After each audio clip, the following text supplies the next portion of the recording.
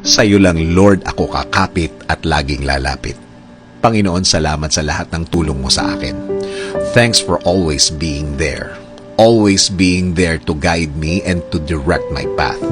Salamat sa laging handang sumuporta sa akin, Panginoon. Panginoon, kayo po ang gagawin naming lakas. Alam po namin na kaya nyo kaming tulungan. Kaya nyo kaming bigyan ng solusyon sa aming mga problema. Problema na nagpapahina sa amin. Marami po ang mga dumadating sa aming mga buhay ngayon, Panginoon. Marami ang nagiging hadlang sa aming plano at mga pangarap. Alam po namin na iisa-isahin niyong tatanggalin ang mga ito bilang bahagi ng pag-aalaga niyo sa amin.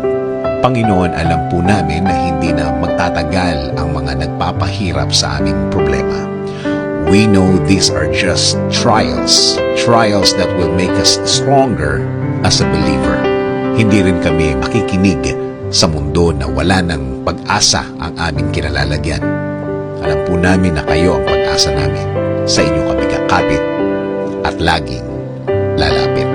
Hindi kami makikinig sa kanilang mga salita, sa kanilang mga kwento, sa kanilang mga judgment. Sa halip, mas ikukwento namin ang inyong kabaitan at laging handang tumulong sa amin. Sasabihin din namin sa kanila, Panginoon, na hindi lang ngayon nyo kami tinulungan, kundi matagal na. At natulungan nyo na kami dati at alam namin na tutulungan nyo rin kami ulit, Lord.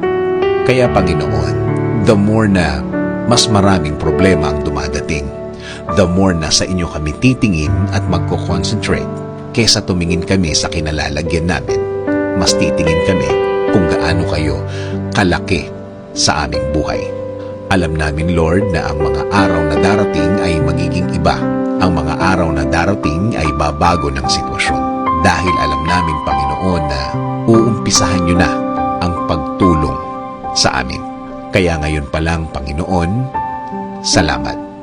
Maraming salamat, Panginoon. Lord, ikaw na ang bahala sa aking pamilya. Lagi niyo po silang alagaan at protektahan. Ikaw na rin ang bahala sa aming bayan, Lord. Tuluyan niyo pa rin pong i-bless at pagalingin ngayon at sa mga darating na araw. This is our prayer. In Jesus' name, Amen.